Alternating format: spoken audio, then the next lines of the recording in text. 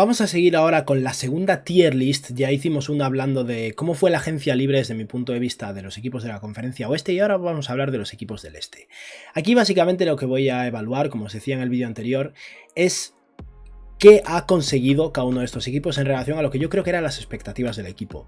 No influye cuál es el resultado final, no influye si va a ser un equipo que va a tanquear y va a intentar conseguir a Víctor Wembanyama o si es un contender, sino básicamente dentro del contexto de cada equipo, las posibilidades que tenían y los objetivos que tenían, qué es lo que han conseguido. Y bueno, en este caso vamos a hablar de los 15 equipos de la conferencia este y las diferentes tiers que he hecho son excelente, buena, cumple expectativas, decepcionante y fracaso absoluto. En la conferencia oeste no he tenido ningún fracaso absoluto, aquí sospecho que tendré alguno. Pero vamos a empezar entonces, bueno, por orden ya directamente, podemos empezar hablando de Filadelfia.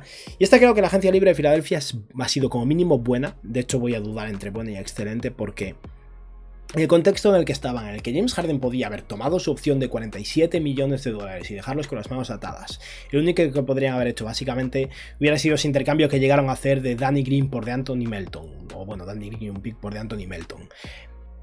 El hecho de que James Harden accediera a firmar un contrato 14 millones de dólares menor y de solo 2 años de duración, donde el segundo año es una opción del jugador, por lo que al menos de momento los 76ers no están atados a James Harden cobrando 60 millones de dólares con 38 años, eso ya ha sido un éxito per se. Luego, el conseguir a PJ Tucker de los Miami Heat y traérselo a Filadelfia por la mid-level gracias al hecho de que James Harden les permitiera ahorrar dinero, es otro éxito. Y luego Daniel House por la bianual, bueno, es otro coleguita de Houston y aún por encima han sumado de Anthony Melton. No, la agencia libre de los 76ers es excelente. Me parece difícil imaginar un equipo más mejorado con el contexto de Filadelfia en ese momento. Todavía tienen a Tyrese Maxey.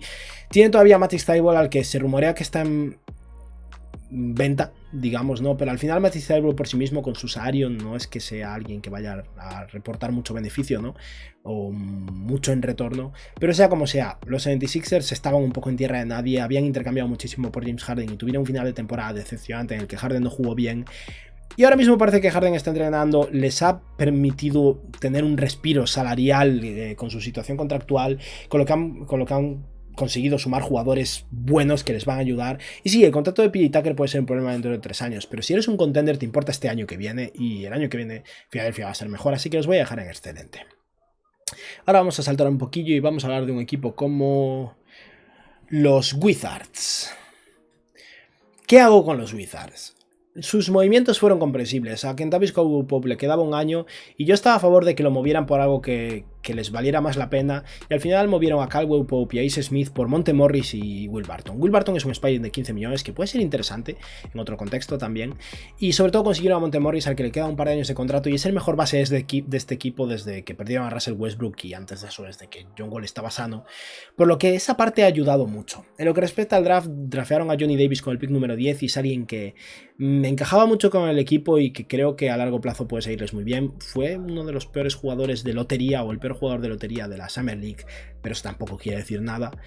Pero de entrada todo esto indica una agencia libre buena. El problema: Bradley Beal firmó el contrato que esperábamos que firmara, un contrato gigantesco y absurdo de 251 millones de dólares por 5 años, pero todos sabíamos que ese contrato era inevitable porque los Wizards no podían permitirse perderlo sin más, pero le concedieron una opción de vetar cualquier intercambio, tiene una cláusula de no intercambio, y creo que es algo que no tenían que hacer porque nadie le podía pagar 250 millones de dólares a Bradley Beal. Bradley Beal quería ese dinero y total va a querer ser intercambiado, y con esto los Wizards lo que han hecho básicamente es estar en una situación en la que cuando Bradley Beal pida el intercambio va a poder pedir el intercambio al equipo que quiera y los Wizards van a tener que acceder a intercambiarlo por picks de segunda ronda y contratos de relleno, y tal vez saquen algo más a la hora de la verdad porque podrían simplemente negarse a intercambiarlo y ya está, pero digamos que el valor que van a sacar por Bradley Beal ya iba a ser complicado con su gran contrato, pero se han limitado todavía más al darle una cláusula que no creo que tengan que darle. Y os voy a dejar en cumple expectativas porque lo de Bradley Beal ha sido decepcionante, pero creo que el resto de la agencia libre de los Wizards ha estado bien. Nets. Los voy a poner en buena. No puedo poner que han tenido una agencia libre excelente porque su mejor jugador ha pedido el intercambio, pero el resto de cosas que han hecho los Nets los ha posicionado para ser un equipo mejor de lo que eran el año pasado. Consiguieron a jugadores como TJ Warren, se me olvidado el nombre. Considero jugadores como TJ Warren, sumaron a algún jugador de corte defensivo como Edmond Sumner, renovaron a Patty Mills, renovaron a Nick Claxton por un par de años.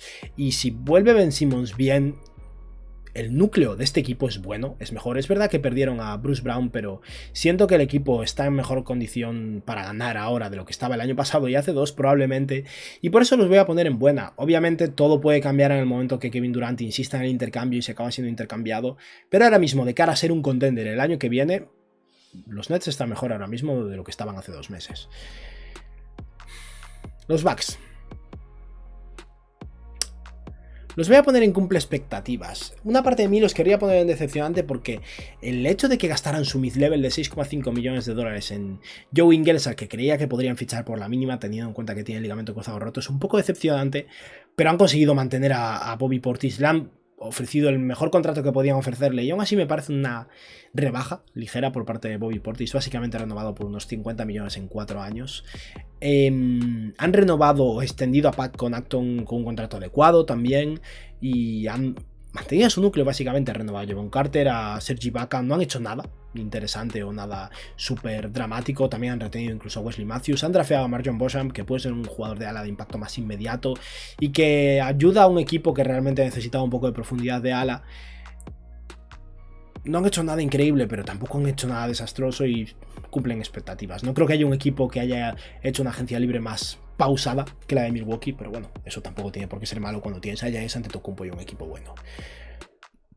Seguimos ahora con los Chicago Bulls. ¿Qué han hecho los Bulls? Los Bulls han hecho nada. Los voy a poner en decepcionante. No es que hayan hecho nada, pero básicamente gastaron parte de su mid-level en fichar a Andre Drummond. Han conseguido a Goran Dragic por la mínima del veterano, que está bien, pero está bien sobre todo porque Lonzo Ball está tocado de la rodilla y no sabemos si va a volver, pero un equipo sano con Lonzo Ball, con Alex Caruso, con Zach LaVine, con Kobe White, con ahora mismo el jugador que draftearon con el pick 18, cuyo nombre se me acaba de olvidar, el jugador de Arizona, pero bueno, con tantos guards, ni siquiera es que sea tan importante Goran Dragic, pero bueno, es un jugador que les da profundidad. Han renovado a Derrick Jones Jr. por un precio bastante módico, pero no han hecho ningún intercambio, no han mejorado mucho el equipo. Han conseguido renovar a Zach LaVine, cosa que para mí era lógica. Había rumores por todos lados, pero la realidad es que Zach LaVine iba a renovar, igual que Bradley Beal, por 5 años y el máximo posible, sin cláusula de no intercambio, porque no podía conseguirla, pero tampoco era necesaria, igual que no era necesaria en el caso de Bradley Beal. Pero para mí ha sido un poco decepcionante, porque es un equipo que el año pasado fue muy agresivo para mejorar mucho su plantilla y para competir, y consiguieron clasificarse a los playoffs y cayeron rápidamente ante los Bucks, y en cierto modo han continuado con la misma dinámica, pero no han hecho nada más. Cumplieron su objetivo principal, que era conseguir mantener a Zach LaVine, lo cual estaría aquí en el nivel de cumple expectativas, pero siento que el resto ha sido un poquillo decepcionante, así que los voy a poner aquí. Voy a ponerme con los Knicks. ¿Qué hago con los Knicks? Los Knicks son el equipo de... Igual que los Warriors eran para mí el equipo que estaba más en el aire en el oeste, porque estaban pendientes de bastantes extensiones. En el caso de los Knicks están por parte, o en una parte, pendientes de la extensión de RJ Barrett, pero especialmente están pendientes de Donovan Mitchell. El tema es, vamos a evaluar a los New York Knicks ahora mismo en función a su objetivo de ser mejores de cara a la próxima temporada, sin tener en cuenta el posible intercambio por Donovan Mitchell. Para mí, los Knicks sobrepagaron por Jalen Brunson, es verdad, pero es un contrato que desciende, que se pueden permitir pagar en este primer año y que al final va a ser de unos 24 millones de dólares dentro de un par de años, y con la subida del margen salarial va a ser tolerable, Dios. Y la realidad es que para generar ese margen salarial lo hicieron de maravilla. El precio para conseguir ahorrarse esos 30 millones de dólares fue mínimo. Hicieron muy buenos movimientos en la noche del draft. Hice un vídeo completo hablando sobre esto y creo que de verdad los Knicks operaron de maravilla. Y por eso el coste de Jalen Brunson fue bajo. Y aparte de eso, ¿qué hicieron? No draftearon a nadie en la primera ronda porque movieron su pick. Vale, pero consiguieron un jugador interesante en la segunda ronda. Le ofrecieron un contrato más largo a Jericho Sims. Y luego tienen varios jugadores jóvenes que lo han hecho bien en Summer League, que habrá que ver si se quedan en el equipo, acaban siendo intercambiados. Pero yo siento que los Knicks han hecho una buena agencia libre. Van a ser mejores el año que viene. Llevan años y años y años y años necesitando un base todavía más que los Wizards. Y Jalen Brunson les va a ayudar. Y es muy bueno. Y de entrada, si no hacen el intercambio por Donovan Mitchell, encaja de maravilla. De hecho, todavía más a nivel defensivo. Porque pueden permitirse poner de escolta o a Quentin Grimes o a RJ Barrett y en la otra posición al otro. Y esos tres jugadores juntos son una combinación interesante de tiro, defensa, capacidad ofensiva. Y creo que los Knicks lo han hecho bien. Habrá que ver ahora qué hacen con Donovan Mitchell y en función de lo que paguen por él pueden pasar de excelente a cumple expectativas. No los pondría más abajo tampoco. Pero yo creo que los Knicks han operado muy bien en esta agencia libre. Han sobrepagado, pero podían permitírselo y es un precio que pueden tolerar. Y están cargados de cara al futuro, de cara a hacer un intercambio por una estrella, ya sea Donovan Mitchell o otro jugador. Vale, seguimos con un equipo que ha estado bastante parado en los Cleveland Cavaliers. Los Cavaliers básicamente gastaron su mid-level en pagarle a Ricky Rubio, drafearon a hermano de Evan Mobley en la segunda ronda. En la primera ronda drafearon a Osai Ogbaji con el pick número 14, que es un 3&D básicamente. Un jugador, por si sale mal Isaac Okoro, que tal vez pueda jugar de escolta y apoyar un poco en toda esa situación de Caris LeVert, que no funcionó muy bien, pero bueno, de entrada seguirán probando a Caris LeVert. Tienen todavía pendiente la agencia libre restringida de Colin Sexton. A fecha de grabación de este vídeo no se ha resuelto. Si consiguen al final atar a Sexton por un precio adecuado, por esos 13 millones que le han ofrecido, de hecho, por 3 años, es algo muy positivo para ellos porque es un jugador con valor de intercambio o que les puede ayudar a un equipo que lo que más necesita es un creador a nivel ofensivo. En defensa están más que cubiertos. A ver qué pasa con Sexton, porque si acaba firmando su qualifying offer es algo que va a bajar un poco el rendimiento del equipo. Pero os voy a poner en cumple expectativas. No era un equipo del que esperaba que hicieran grandes movimientos, ni mucho menos. Quieren seguir construyendo con su proyecto actual y en ese aspecto lo han hecho bien. Han drafeado a algún jugador y van a seguir desarrollando poco a poco, y la vuelta de Ricky Rubio va a ser muy positiva una vez se recupere de su ruptura de ligamento cruzado, porque el equipo funcionó de maravilla con él en el campo. Fue el mejor momento del equipo esa primera mitad de la temporada pasada, y bueno, han extendido a Darius Garland por 5 años. El quinto año no es opción del jugador, cosa que me encanta también. O sea que muy bien todo lo que han hecho los Cleveland Cavaliers, pero tampoco han hecho nada por encima de lo esperado, así que los dejo en cumple expectativas. Orlando Magic cumple expectativas. Tampoco ha habido nada decepcionante, ¿no? No tenían nada que hacer. Podrían haber movido a Terrence Ross, no lo hicieron, pero bueno. Drafearon a Paolo Banchero con el pick número 1, movieron el pick 35, con el pick 32 drafearon a Caleb Houston, que en Summer League pareció un francotirador con buen tamaño y un prospecto de jugador de ala 3&D muy bueno. Y aparte de eso no han hecho mucho más, pero es que no tenían mucho más que hacer, o sea que tampoco los voy a poner por encima porque no han hecho ninguna locura. Drafearon con el pick número 1 un jugador que para mí no es el que tiene el techo más alto de este draft, pero que es el que más les ayude y el que más capacidad ofensiva tiene de entrada. Y creo que es alguien que encaja muy bien en el equipo. Pero Orlando tampoco ha hecho mucho más y es un equipo que... Bueno, no, de hecho los voy a poner en buena, porque sí que han hecho una cosa que me ha gustado mucho, y es que han generado flexibilidad de cara a la próxima temporada por si quieren ser más agresivos. Porque los Magic renovaron a 3 jugadores y a los 3 los renovaron con contratos de 2 años, siendo el segundo contrato no garantizado. Hicieron eso con Mo Bamba, hicieron eso con Gary Harris, hicieron eso con Bol Bol. Y eso para mí suma lo suficiente como para valorarlo como una agencia libre buena, porque es una muy buena gestión de sus contratos y sí, por eso os voy a poner en buena. Seguimos ahora con los...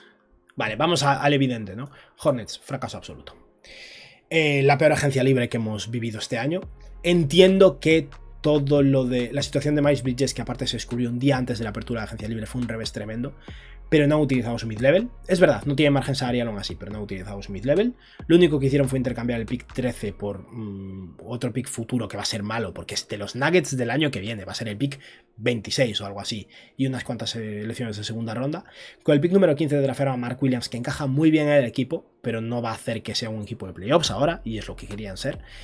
Y renovaron a Cody Martin, que me parece un jugador muy bueno, al que renovaron un precio adecuado y lo ataron por 4 años. Pero ya está, solo han renovado un jugador, no han fichado ningún agente libre, no han hecho ningún movimiento. Es un equipo que lleva 2 años en play-in y que este año puede que ni llegue al play-in. Cambiaron de entrenador, para mí han cambiado a James Borrego por un entrenador probablemente peor. Un entrenador de básicos, ¿no? Que a lo mejor ayuda un poco a nivel defensivo, también tiene mucho potencial de llevarse fatal con la Melo Ball y no funcionar. Pero no, para mí la agencia libre de los Hornets ha sido terrible. Seguimos ahora con los Raptors, que están pendientes de tal vez intercambiar por Durant, por Mitchell, por alguien, porque claramente están siendo agresivos, ¿no? Los Raptors tienen más jugadores en plantilla ahora mismo de los que pueden abarcar, tienen varios jugadores con contratos parcialmente garantizados, algunos con contratos totalmente garantizados que podrían ser cortados, está por ahí Svi Mikhailuk, está Juancho Hernán Gómez compitiendo, hay un par de jugadores más compitiendo por las últimas plazas del equipo, pero en general es un equipo que con el pick 33 drafteó a Colo, al que todavía no han firmado, no sabemos si va a firmar un contrato dual o un contrato regular y van a tener que cortar a más jugadores. Y poco más. En agencia libre no hicieron fichajes súper potentes tampoco, pero los Raptors se están construyendo en torno a Scottie Barnes, va a darle minutos de desarrollo a Scottie Barnes y va a funcionar de maravilla, estoy seguro. Y ese es un poco el objetivo del equipo y por eso lo voy a poner en cumple expectativas. No me parece que hayan hecho nada decepcionante porque no esperaba que fueran un equipo que estuviera en boca de todos a la hora de hacer intercambios, pero bueno, no descartaría que acaben haciendo algo por un jugador como posiblemente Miles Turner.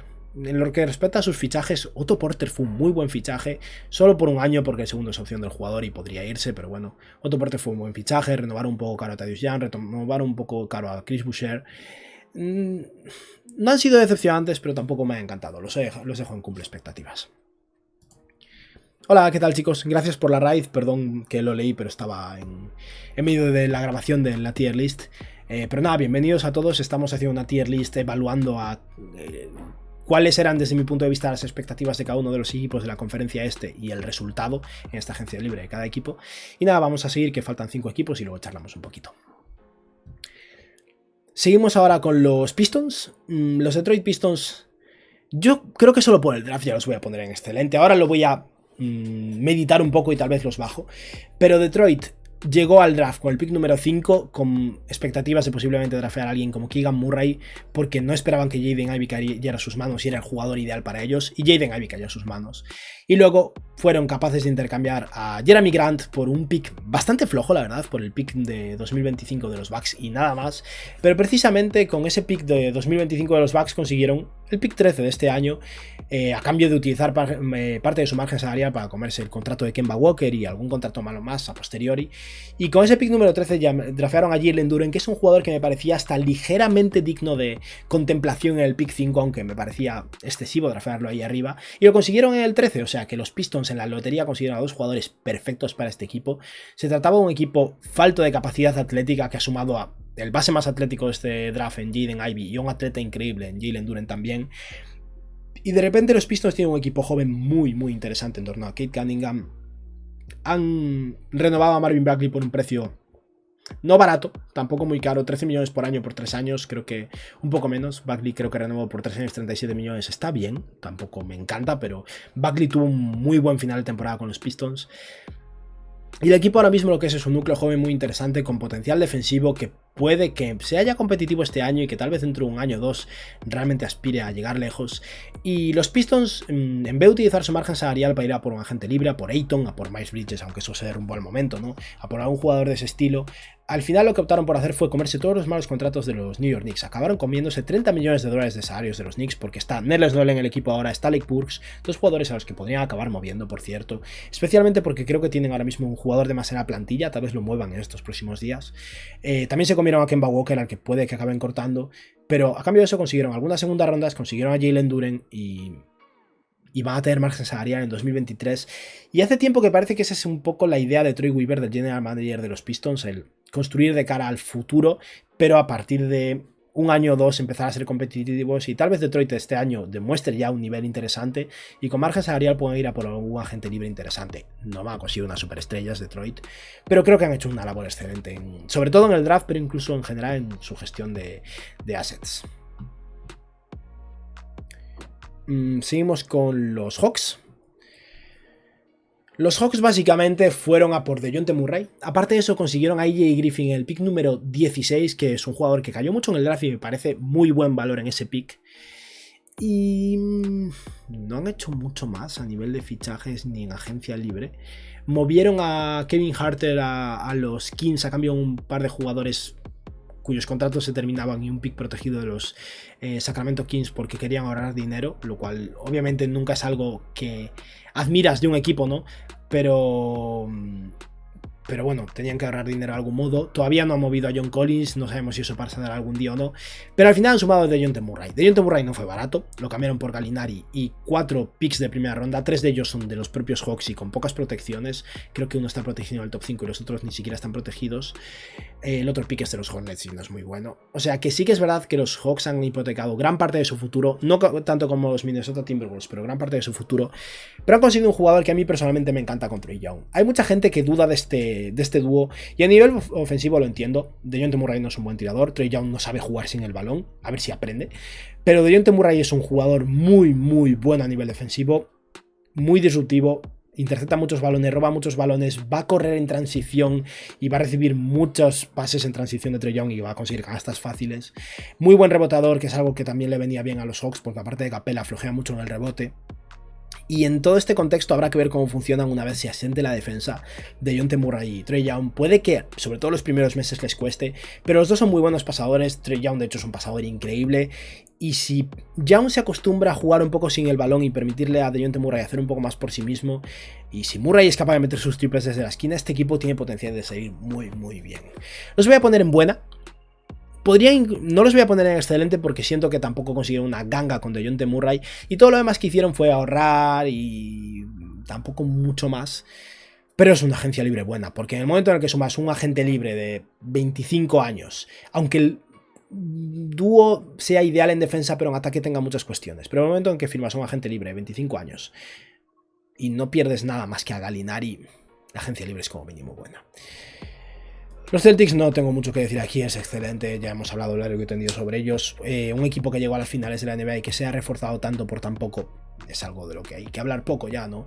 Malcolm Brogdon a cambio de jugadores de relleno, Daniel Theis y un pick de 2023 de un equipo que va a ser muy bueno, es muy poco valor. Es verdad que sacrifica a Aaron Nesmith, pero es un proyecto para un equipo que no quiere proyectos, quiere jugadores de impacto inmediato. Gallinari por la mid-level, Gallinari por la mid-level es un jugador que les va a ayudar y que les da profundidad. Y al final los Celtics necesitaban anotadores y profundidad y han conseguido las dos cosas. Y habrá que ver qué pasa con Durant, Jaylen Brown, pero de entrada este equipo es mucho más profundo que el año pasado y va a ser un equipo bueno en defensa aún así. Si se mantienen sanos van a ser muy buenos. Y era difícil imaginar que pudieran reforzarse tanto en esta agencia libre, teniendo en cuenta sobre todo porque ni siquiera llegaron a utilizar gran parte de sus picks. Utilizaron su pick de 2023, pero conservan el resto de picks o de elecciones futuras, exceptuando el pick swap de 2028 en ese intercambio de Derrick White que le pertenece a San Antonio. Pero sí, la agencia libre de los Celtics ha sido excelente. Y quedan los Pacers y los Miami Heat. No tengo ni idea de qué hacer con Indiana. ¿Qué hizo Indiana? Drafeó a Ben Mathurin con el pick número 6 y Mathurin ha tenido una pinta espectacular en Summer League, la verdad, y creo que encaja muy bien en el equipo y encaja muy bien con Tyrese Haliburton. Creo que van a tener que jugarlo tal vez demasiado de alero y Mathurin me gusta más de escolta con Haliburton, la verdad, pero tienen muchos bases escoltas y pocos aleros. Intentaron ir a por DeAndre Ayton, lo cual es una muestra evidente más de que no quieren seguir con Miles Turner en el equipo. Perdón, que está el ascensor a tope. Ahí está. Intentaron ir a por DeAndre Ayton y de hecho ahora tienen ese margen salarial disponible porque fracasaron en ese intento de ir a por Ayton. Y aparte de eso, en la segunda ronda drafearon a Andrew Nembhard con el pick 31 y creo que es uno de esos típicos bases buenos que va a ser un muy buen base suplente por muchos años, o sea que es otro movimiento bueno. Drafearon a Kendall Brown con el pick, esto lo estoy haciendo de cabeza, pero el pick 46 o 48, creo que el 48, y es un jugador que en su momento incluso se rumoreaba al principio de la temporada universitaria el año pasado en torno al top 10, o sea que a nivel de potencial está bien, a nivel físico es un atleta espectacular en esa posición de alero, probablemente a la pivot. No es un buen tirador de 3, le da miedo tirar directamente y tiene muchísimo que madurar, pero es uno de los jugadores más jóvenes de este draft. Y veo una especie de Aaron Gordon en él si llega a salir bien, o sea que es un proyecto muy bueno, seleccionado muy abajo en el draft. Y aparte de eso, lo que tiene ahora es margen salarial, con lo que Indiana está posicionado en una situación muy buena para conseguir aún por encima sumar más valor con picks probablemente de los Lakers, comiéndose el contrato de Westbrook y luego cortándolo o algo así. Y no creo que los Pacers vayan a ser un equipo muy bueno este año, pero creo que se han posicionado muy bien de cara a la próxima temporada para seguir mejorando, ¿no? Y por eso creo que voy a ponerles en una agencia libre buena y pendiente de seguir mejorando en función de lo que hagan con su margen salarial. Si hubieran conseguido a Ayton, teniendo en cuenta que ya habían generado el margen y no tenía mucho más que hacer, los hubiera puesto en excelente porque creo que Ayton encajaba muy bien en el equipo. Los voy a dejar en buena. Y bueno, sí es verdad, también renovaron a Jalen Smith, jugador que me gustaba mucho. No me gustaba para los Suns, me gustaba mucho en ese draft. Los Suns fueron un desastre para Jalen Smith y acabaron, bueno, tomando decisiones muy malas en torno a él. Pero Jalen Smith se quedará también en Indiana, que aun cuando mueva a Miles Turner, que parece evidente que lo van a mover, va a tener a Jalen Smith, va a tener a Isaiah Jackson. De momento está por ahí también Goga Bitadze. Tienen bastantes jugadores a los que darle oportunidades, aunque no creo que ninguno vaya a seguir tan bien como Miles Turner. Pero sí, Indiana creo que lo ha hecho bien. Y me queda Miami. Para mí Miami ha sido decepcionante. No los voy a poner en fracaso absoluto porque al final lo único que han hecho ha sido perder a PJ Tucker y es comprensible que lo perdieran. Eso es algo que quiero dejar muy claro. Los Miami Heat son un equipo que está sobre el impuesto de lujo. En consecuencia no pueden pagarle a un jugador más que su mid-level de equipo sobre el impuesto de lujo, que en este caso es de 6,5 millones de dólares, o sea que era menos que el salario de PJ Tucker, que eran 7,5 millones de dólares. La otra opción que tenían era pagarle a PJ Tucker una subida del 20% de su salario actual, lo cual sería aumentar de 7,5 millones de dólares a 8, algo millones, y seguía sin ser nada comparable con la oferta de 3 años, 30 y algo millones de dólares que le hicieron los 76ers. PJ Tucker quería el máximo de dinero posible y Miami no tenía ninguna manera de pagar ese dinero, era imposible para ellos. Y de hecho al final lo que hicieron los Miami Heat entonces fue utilizar su mid-level para pagarle a Caleb Martin tras perder a PJ Tucker, y me parece una buena manera de utilizar esa mid-level, eso está bien. Retuvieron a Caleb Martin por 3 años y es un jugador interesante de rotación, no tiene el mismo impacto que PJ Tucker. Y en cierto modo podemos decir que el balance de la agencia libre ha sido negativo. Una cosa a tener en cuenta con Miami, se les da muy bien identificar talento. A ver qué tal Orlando Robinson, que es un jugador no drafteado al que han metido en su cúpula. También recuperaron a un jugador del año pasado que había estado en contrato dual y habían cortado por lesión. Han tenido varios jugadores, como siempre, que han jugado bien en Summer League. Son los Heat, sacan jugadores buenos de debajo de las piedras. Y aparte de esto, una cosa interesante que han hecho muy bien es que, para empezar, le han pagado de más a Dwayne Dedmon, lo cual de entrada puede parecer sorprendente, pero hace que ahora Dedmon, en vez de cobrar la mínima del veterano, cobre unos 4 millones y algo de dólares, lo cual hace mucho más fácil emparejarlo con otro jugador y intercambiar por un jugador que cobre un salario de 10 millones, 11 millones. O sea que el salario de Dedmon ahora es útil. Antes era un jugador de rotación que era útil en el campo, ahora es útil en el campo y también como pieza de intercambio. Y luego consiguieron a Oladipo por un par de años. El segundo año es opción del jugador, obviamente. Oladipo quiere maximizar sus ganancias a largo plazo, quiere tener un año muy bueno y el año que viene intentar ganar algo por encima de los 20 millones de dólares, que ya veremos si lo consigue o no. Pero Oladipo ya acabó bastante bien la temporada y el hecho de que lo retenga un año más cobrando unos, creo que al final son 7 millones y algo, 8 millones de dólares, es muy positivo para Miami, porque Oladipo puede que acabe siendo hasta un jugador de más impacto a la hora de ganar partidos que Tyler Herro por su capacidad defensiva, y habrá que ver qué Oladipo tiene en este año, pero si está sano es un refuerzo muy potente. Pero en general podemos decir que Miami se ha quedado con el mismo equipo menos PJ Tucker. Han drafteado a Nikola Jovic, que no es un jugador que deba ayudarles este año. Y los Heat tienen una ventana que se está cerrando determinada por Jimmy Butler, porque tiene unos 32 años, no se está haciendo más joven. Y estarán pendientes de posibles intercambios por Kevin Durant, Donovan Mitchell. La realidad es que es muy difícil. Kevin Durant es imposible porque no puede involucrar a Bam Adebayo por Ben Simmons, es demasiado complicado. Donovan Mitchell es raro para empezar porque Pat Riley y Danny Ainge se odian muchísimo. Y aparte de eso, creo que hay ofertas mejores que Tyler Herro y los pocos picks que controlan los Miami Heat, algún jugador de relleno. Así que siento que Miami se va a quedar con el equipo que tiene. Y después de llegar a 7 partidos en finales de conferencia, el equipo va a ser peor. Y por eso para mí la agencia libre de los Miami Heat en relación a sus expectativas ha sido decepcionante. Pero no un fracaso absoluto. Oladipo, Caleb Martin, no es el fin del mundo. Y nada, con esto hemos finalizado esta tier list evaluando cuál ha sido desde mi punto de vista el rendimiento de cada uno de los equipos de la conferencia este en esta agencia libre en relación a los objetivos que creo que podían tener o las aspiraciones realistas que creo que podían tener. Y creo que han tenido una agencia libre excelente, como decía, los 76ers, los Pistons básicamente por el draft y los Boston Celtics. Creo que ha estado bien la de los Brooklyn Nets, obviando un poco el hecho de que Kevin Durant ha pedido un intercambio. Todo lo que ha hecho Brooklyn ha mejorado el equipo.